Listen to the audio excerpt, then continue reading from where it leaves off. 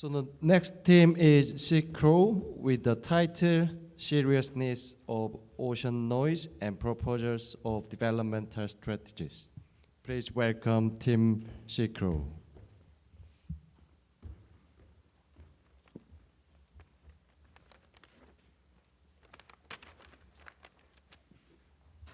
So when you answer the question, please take your time. I think it's better, and then you understand and just give the relevant answer to the question rather than just start speaking, etc.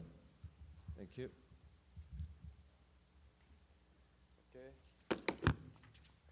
Okay. Good afternoon, ladies and gentlemen. My name is Wonjun Kim. We are the team Sea Crow. We will be discussing the seriousness of ocean noise and will present some proposals regarding this issue. First, we will talk about the seriousness of ocean noises, then standing rules for ocean noises and its limitations, and finally, we'll suggest some proposals for developmental strategy. Here are some examples of damages to whales. One on the left is showing the aftermath of military sonar, which is one of the main causes of ocean noises. And as everyone can see the right picture, there have been researches going on right now. However, we cannot say they are enough. From here on out, our team will explain why ocean noises can be the main cause of hurting maritime mammals. What is ocean noise? According to NOAA, ocean noises are sounds made by human activities that can interfere with or obscure the ability of marine animals to hear natural sounds in the ocean. Humans have filled the ocean with noises from powerful sound waves. So there are four main types of causes of ocean noises. First one is ship noises, seismic exploration, pile driving, and finally, military sonar. From now on, I will mention several problems as a result of ocean noises. For marine life, ocean noise can cause body malformation, higher egg or immature mortality, developmental delays, and delays for metamorphosing and settling. For example, zooplankton suffered high mortality in the presence of ocean noises. To be more specific, there are four main types of problems, which are anatomical transformations, stress impacts, DNA integrity, and commercial catches. Anatomical impacts include massive internal injuries and cellular damage to statocytes and neurons, causing disorientation or hearing loss. Furthermore, hearing loss will not stop after the noise has ceased, and sometimes symptoms will not occur until 96 hours later. Secondly, stress impacts can be caused by the ocean noise. Symptoms include higher levels of stress hormones, greater metabolic rate, oxygen uptake, or even cannibalism.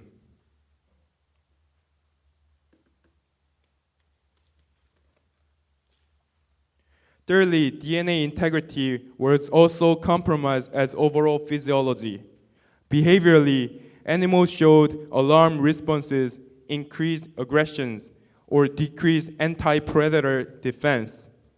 Lastly, some commercial catches dropped by up to 80% due to noise because larger fishes left their own habitat. Invertebrates' abilities such as water filtration and mixing sediment layers can be hindered because of this problem. Currently, there are no certain laws that can compel ocean noise caused by ships. Therefore, IMO started to address the effects of noise on ships starting from 1980s through the adoption of a code on noise levels by the MSC, the Maritime Safety Committee, and starting from 2014, approved non-mandatory guidelines for commercial ships on ways to reduce underwater noise. In 2004, in response to this emerging issue, the MEPC, the Marine Environmental Protection Committee, began to discuss this ocean noise problem. MEPC found that the primary problem for ocean noise was generated by the shipping, urging the management of such noise require a coordinated international response. In 2011, the WHO notes that anthropogenic noise is recognized as a global pollutant. Indeed, it is one of the most harmful forms. Noise has also been discussed in the London Convention and Protocol on the protection of the marine environment from dumping of waste and other matter, noting that dredging activities are also a source of anthropogenic noise. Our next speaker will present current rules towards ocean noises and regarding limitations.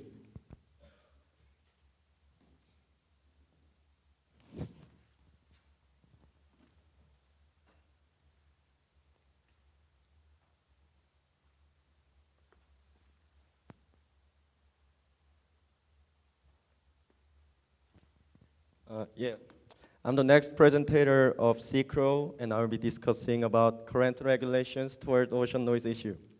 So, ever since several experts have pointed out the seriousness of ocean noises, and IMO began to take action towards the issue, countries around the globe, especially in Europe, began to make treaties to deal with the ocean noise issue. 6 of them are now shown on the screen. They sharing main characteristics, like they mainly focused on the protection of certain ocean organisms, such as ocean mammals. For example, that ACCOBAMS, ECOBAMS, stands for Agreements on the Conservation of Small Cetaceans of the Baltic and so on. And second, they mainly focus on certain fields like pile driving in ocean and seismic survey using air guns. And moreover, we cannot but mention the IMO's effort in resolving this issue. In 2014, members of IMO agreed to make guidelines for the reduction of ocean noise problem. The IMO MEPC 1 Circular A33. Contents of guidelines are mostly about noise from commercial vessels. The article says, these guidelines do not address the introduction of noise from naval and warships, and the deliberate introduction of noise for other purposes such as sonar or seismic activities. And IMO is also designating particularly sensitive sea areas, PSSAS, to protect ocean organisms from human maritime activities. And also, IMO designated strategic directions to deal with problems which people who work at maritime will be facing it in the near future, and ocean noises problem can be included in strategic directions for engage in ocean governance. So to ensure the safety and biodiversity of ocean organisms, ocean noises have to be reduced as far as we can. However, even though these international rules and policies are big progress, they have several limitations. And first of all, many of those rules are not directly handling the ocean noises. We admit that those rules can be helpful to solve the ocean noises problem, but basically, those are about protecting the maritime creatures, not the ocean noise itself. And for example, Helsinki Commission aims to protect the marine environment. It's not for the ocean noise itself, which means none of these international rules are directly handling the ocean noises. And secondly, those rules are too regional.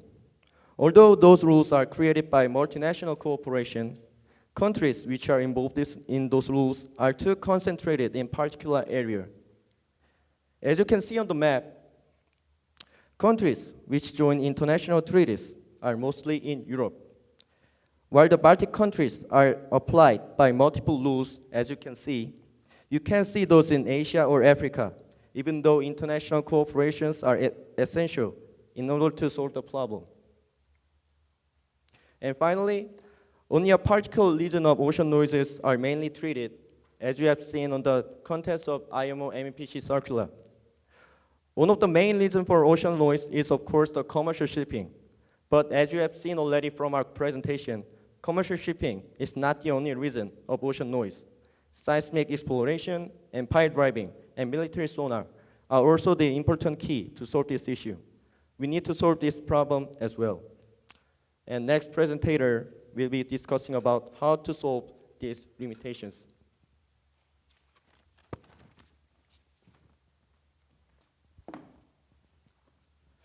Based on the limitation of the current rules, the developmental strategies should be direct,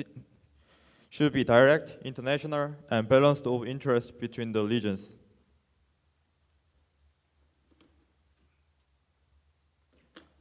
This is our proposal for the new rule. To be international, the regional rules should be referred to when making the new rule. Of course, there should be international cooperations.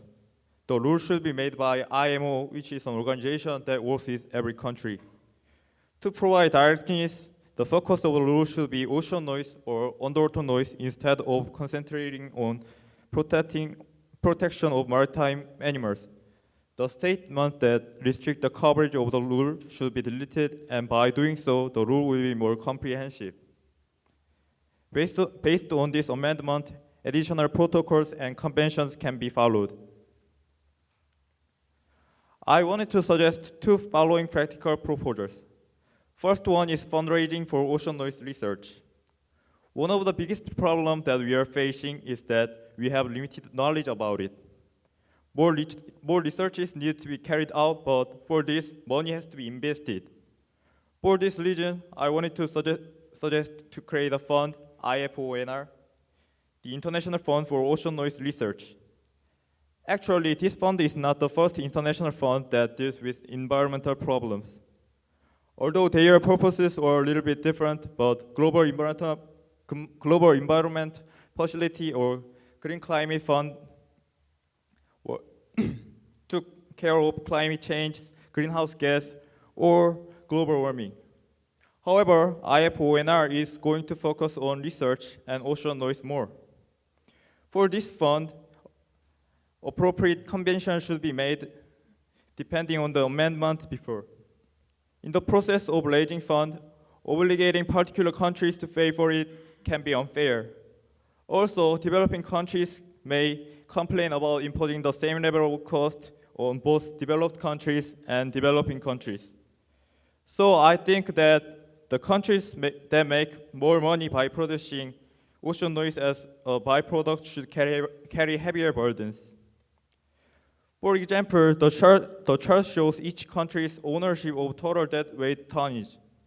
The costs can be imposed proportionally based on it. Of course, as the research progresses, proportion of the cost can be changed based on the new research. And second proposal is to suggest noise echo mode to ships. Actually, IMO already designated PSSA, particularly sensitive sea areas, which are the areas that need special protection because of its significance for recognized ecological or socio-economic or scientific regions and vulnerability to maritime activities. Also, there are some grounds that ship speed is related to ship noise, and selection of ship speed and rerouting is already mentioned in MEPC Circular 833. Our proposal is not a totally new one, but to make presenting ideas to be more practical. Noise echo mode is to control ship speed appropriately and to regulate the use of ship mount equipment in PSSAs. By adopting noise echo mode, we can deduct the impact of ocean noise, at least in that sensitive areas. Ocean is not only for human beings, but also for all maritime creatures. Making the ocean a safe place is our responsibility, obligation, and courtesy toward our neighbors. For this, our efforts to regulate ocean noises are necessary. Thank you for listening.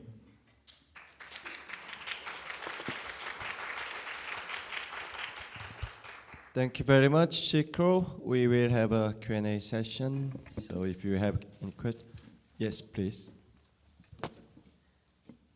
Thank you, Mr. Chair. Thank you, presenters. Yes, as long as I understand, the MEPC 66 approved the MEP Circular 833, providing some guidance for reducing underwater noise from international shipping activities.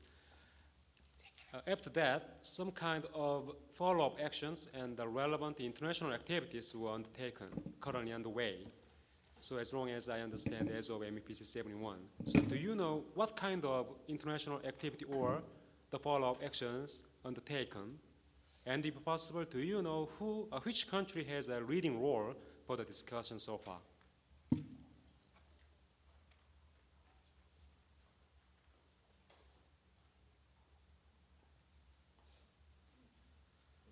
You can be just honest, yeah? If you don't research, just say no.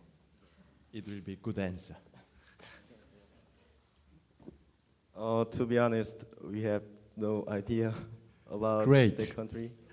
I'm sorry, we couldn't answer your Just question. my simple question, because it is very, very important issue under the right. consideration of the IMO. So for your reference, Canada has a leading role of the discussion, and the international meeting was held in January this year at the IMO. Apart from the other IMO meetings, such as MEPC and MSC and any other relevant IMO subcommittee. So the next question is relating to the, you present a proposal to reducing ship speed at all. So yes, we understand that reducing speed can contribute to enhance the ship's energy efficiency and also reducing underwater noise as well.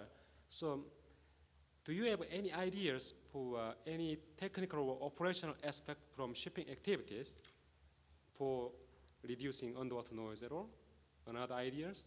You just simply propose reducing ship speed only in the operational aspect. So you mean other options other than reducing the ship speed? Am I correct?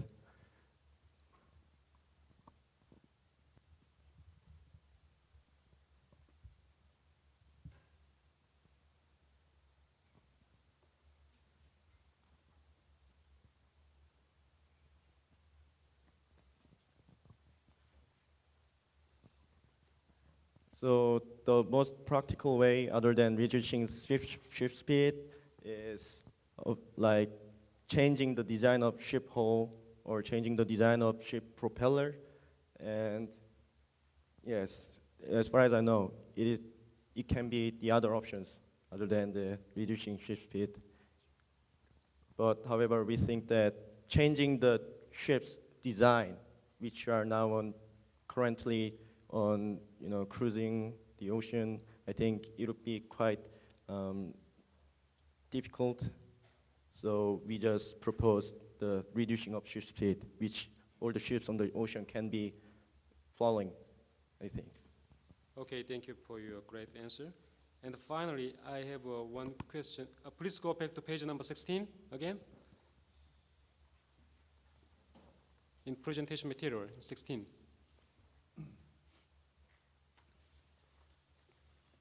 Okay, you proposed to remove some word from commercial shipping. So, is it your intention for extending the scope of this work from international shipping to the other sources on that? Yes, I catch that you mentioned because the military service vessel also contributed to make the underwater noise as well. Yes, it is our thinking to expand our scope, not only the commercial ship, to expand this scope to the whole thing, about the ocean thing. But yes, we have considered, is it possible to regulate the using of military sonar? Is it possible we consider that? And the result we got was it is impossible, almost impossible, because the military ship has kind of sovereignty, immunity, so it is kind of difficult to regulate through the IMO guideline or convention. But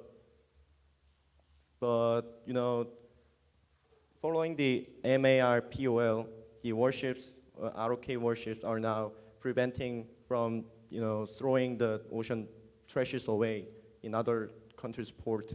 But in MARPOL, it does not regulate warships directly, as far as I know.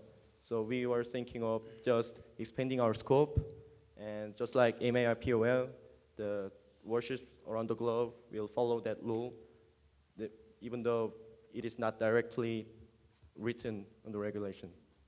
It was so thank you. Yeah, thank you. Thank you very much for your good questions, Mr. Kim. I will have another question from Infinity Rescues, please. Thank you, Chair. First, thank you for your impressive presentation. This is Team IR, and I have two questions about your funding idea, about the fund. First, can you suggest any practical ideas of encouraging countries to participate in the fund? Because it's related about the money, so I think you need some practical measures to encourage them to join or participate. And the second question is about why is there any specific reason that you set the criteria as the dead total tonnage of weight tonnage of the vessels? Because is there any other needs to consider other criteria like type of ships or population of the country or the something like that? Thank you.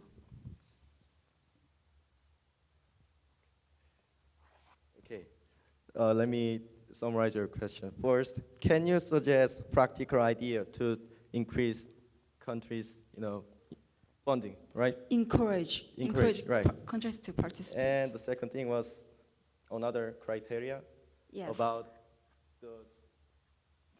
the amount of money putting on the. No, you suggest the criteria as the total dead weight tonnage of the vessels. So is the only matters of weight? So I'm just questioning, is there any other criteria? Okay, first of all, your first question, practical idea.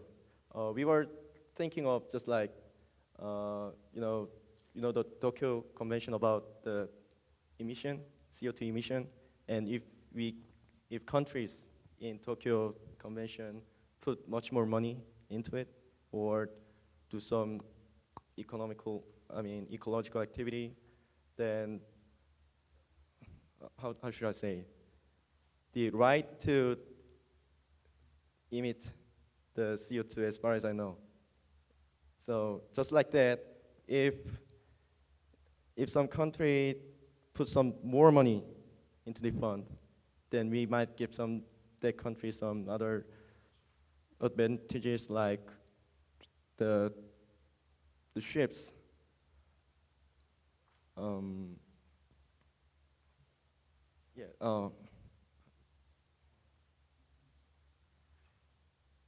Yeah, good answer. Yeah, the rich can yeah. make more noise. Yeah. I'm sorry, we can think about that. Yeah, that like clearance of inspection in the port, like that. Okay, I'm sorry, we couldn't answer your questions. So I think it's a good answer. Yeah. Just one more question, but please be short. Swiss cheese. Thank you, Mr. Chair. We give our sincere thanks to Team CICRO for your proposal. We felt how serious ocean noise is. However, this delegate would like to express our concerns when you get to the reality. Concerning many shipping lines burdened since IMO 2020 announced, your proposal can make better environment to marine life. But your proposal can make many shipping lines will get more burdened if your proposal are adopted. Thank you. Oh, I'm sorry, but can you briefly your question? I think it's more like a comment, right? Because it's good, but it can give more burden to shipping. So I think the answer is yes. Yeah, but there are always pros and cons, right? So we should take risk. yeah, instead of getting some benefits. So I think that's all, and thank you very much, and you can return to your seat.